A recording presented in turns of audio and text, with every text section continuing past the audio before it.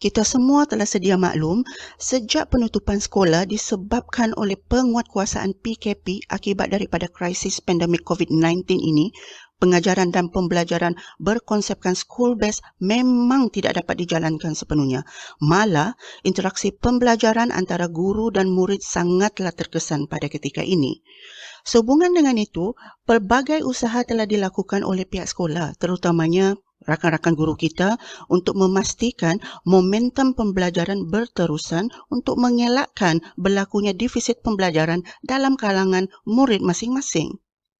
Pelbagai pendekatan dan strategi telah dicuba oleh rakan-rakan guru kita agar pengetahuan dapat disampaikan kepada murid dengan cara yang paling berkesan. Keberkesanan pembelajaran ini tetap dipersoalkan oleh pelbagai pihak dan saya percaya kita warga pendidik tidak akan berdiam diri dalam perkara ini dan akan sentiasa memikirkan apakah jalan penyelesaian terbaik untuk mengatasi isu ini. So, stay tuned with me. Kita akan bincang dengan lebih jelas perkara ini selepas ini.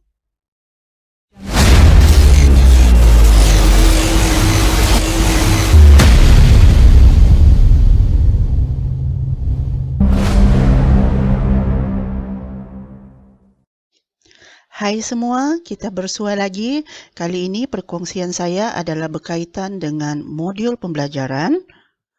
Sebelum saya go further, jangan lupa subscribe, like and share my channel Asrifah Coach Plus untuk info-info yang lebih terkini dan menarik.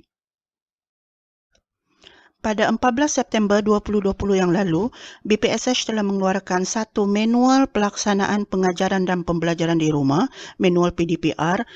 Di dalam manual ini, saya akan fokus kepada satu kaedah PDPR yang berasaskan modul pembelajaran.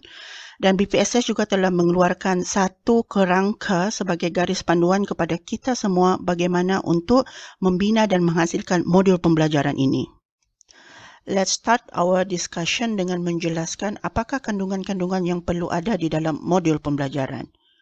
Kita mulai dengan pertama, siapakah sasaran ataupun fokus murid? Yang kedua, apakah tajuk atau tema yang dipilih? Ketiga, apakah objektif pembelajaran yang ingin dicapai? Yang keempat, berapa lamakah tempoh pelaksanaan modul? Kelima, nota berkaitan perlulah dilampirkan oleh guru mata pelajaran. Keenam, apakah aktiviti yang bersesuaian? Dan yang ketujuh, apakah pentaksiran yang dipilih oleh guru?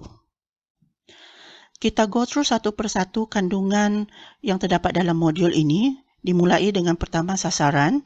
Guru mata pelajaran perlulah menetapkan matlamat pembinaan modul ini terlebih dahulu. Sekiranya guru itu guru sains mengajar tingkatan 3, maka sasaran modul ini adalah subjek sains dan untuk murid tingkatan 3. Begitu juga untuk guru mata pelajaran yang lain. Apabila sasaran telah dikenal pasti, kita masuk ke langkah yang kedua, iaitu pemilihan tajuk ataupun tema berdasarkan DSKP. Ya. Terdapat dua senario sekarang. Pertama ialah sekolah yang telah berjaya habiskan silibus. Kedua adalah sekolah yang belum berjaya menghabiskan silibus sebelum penutupan sekolah hari itu. Okey, kita masuk kes yang pertama. Sekolah yang telah berjaya menghabiskan silibus bolehlah dicadangkan memilih tajuk-tajuk yang boleh dibuat enrichment kepada murid-murid tersebut ataupun tajuk-tajuk yang belum dikuasai sepenuhnya oleh murid-murid di sekolah itu. Dan bagaimana dengan kes kedua? Tajuk sekolah yang belum habis silibus. Bolehlah memilih tajuk-tajuk yang belum diajar sebelum ni agar modul pembelajaran ini merupakan satu peluang kepada guru mata pelajaran untuk menghabiskan credit hours dalam masa minima penjajaran kurikulum normal baharu yang lalu. Okey. Dan seterusnya, apabila tajuk atau tema telah dikenal pasti berdasarkan DSKP, kita masuk ke langkah yang ketiga iaitu menetapkan objektif pembelajaran yang ingin dicapai. Okey, di dalam DSKP mata pelajaran itu sudah mengandungi OPM dan guru mata pelajaran hanya perlu mengenal pasti apakah objektif pembelajaran yang ingin dicapai berdasarkan tajuk yang dipilih di dalam modul itu. Okey, seterusnya kita masuk ke langkah yang keempat iaitu tempoh pelaksanaan. Guru bolehlah merancang berapa lama tempoh pelaksanaan modul ini bermula daripada guru itu merancang pembinaan modul sehinggalah murid menghantar modul ini untuk disemak. Okey, seterusnya langkah yang kelima berkaitan dengan nota berkaitan. Guru boleh melampirkan nota-nota berkaitan seperti contoh jalan penyelesaian dan sebagainya. Kerana pada ketika ini PDP bersemuka tidak dapat dilaksanakan, oleh itu guru boleh menggunakan peluang modul ini sebagai salah satu platform, ya, salah satu platform kepada guru untuk mengajar secara offline terhadap murid tersebut melalui nota-nota yang dilampirkan. Seterusnya langkah yang keenam ialah aktiviti. Okey, apakah aktiviti yang sesuai perlulah dirancang oleh guru melalui modul ni, dan yang terakhir ialah yang ketujuh, pentaksiran.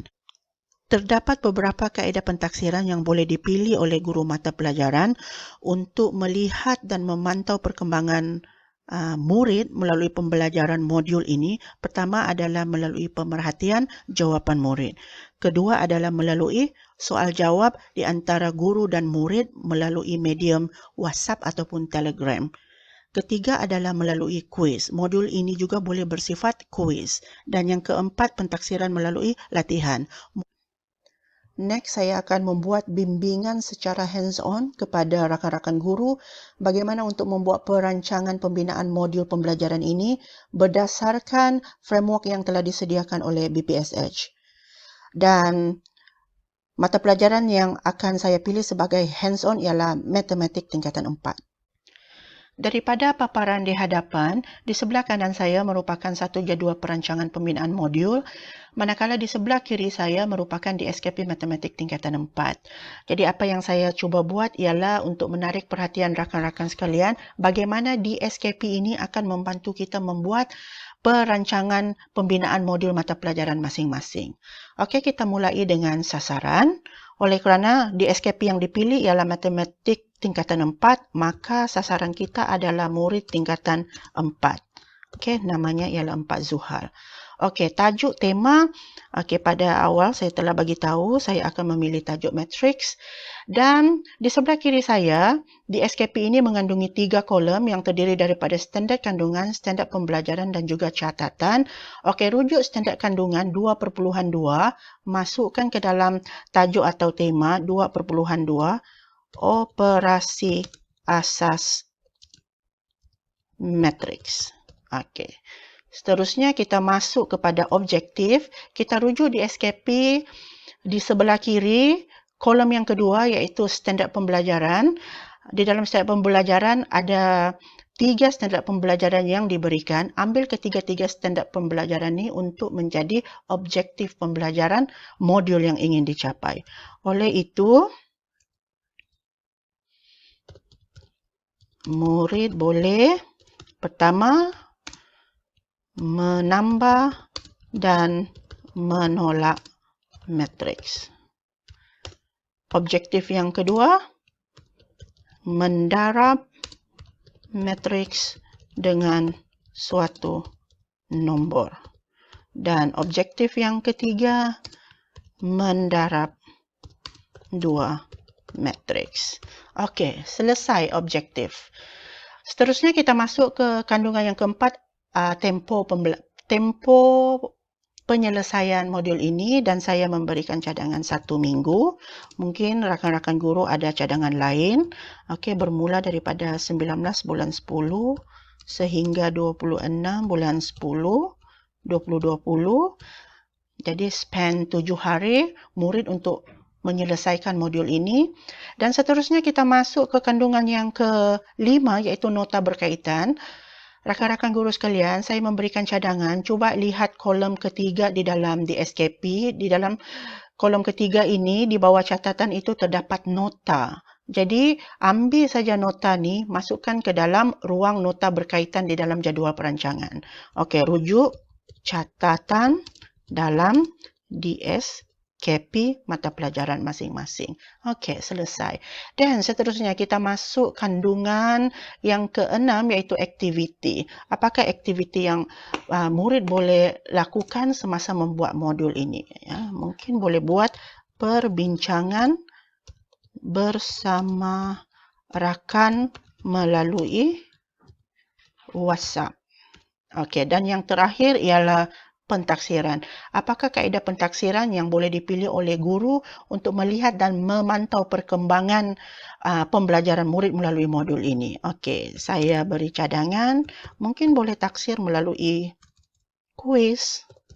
Ya, kuis merupakan salah satu kaedah pentaksiran yang popular. Yang kedua, mungkin guru boleh menggunakan kaedah perbincangan,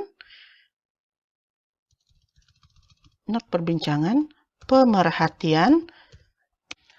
So, proses perancangan pembinaan modul telah pun selesai. Jadi kita move to the next level, iaitu bagaimana untuk membina item soalan. Okey, untuk makluman rakan-rakan sekalian, item soalan yang dibina itu perlulah boleh mengukur objektif pembelajaran. Jadi dalam hands-on saya pada kali ini, objektif pembelajaran yang perlu diukur oleh item soalan yang dibina itu ialah, pertama, murid boleh menambah dan menolak matriks, boleh mendarab matriks dengan suatu nombor dan boleh mendarab dua matriks. Apabila guru telah selesai membuat item-item soalan ini, guru perlulah mengumpul dan seterusnya membuat dokumentasi dalam bentuk modul, dan apabila telah lengkap, guru bolehlah mengedarkan modul tersebut kepada murid-murid yang berada di rumah, sama ada secara online ataupun offline, dengan harapan bahan ini menjadi sumber pembelajaran murid semasa PDPR di rumah. Rakan-rakan sekalian, perbincangan kita berkaitan dengan perancangan pembinaan modul ini baru melibatkan satu tajuk saja, iaitu matriks, dan juga satu standard kandungan, 2.2 operasi asas matriks. Dan sekiranya guru-guru ingin merancang tajuk kedua dan seterusnya, maka guru-guru perlulah membuat perancangan pembinaan modul yang kedua dan seterusnya lagi. Last daripada saya, semoga perkongsian pada kali ini dapat memberi sedikit panduan kepada rakan-rakan guru untuk merancang pembinaan modul agar lebih berstruktur dan terarah untuk keperluan pembelajaran murid-murid dari semasa ke semasa. Terima kasih kerana bersama saya hingga ke hujung perkongsian ini, dan jangan lupa subscribe my channel Asrifa Coach Plus sehingga kita berjumpa lagi. Bye!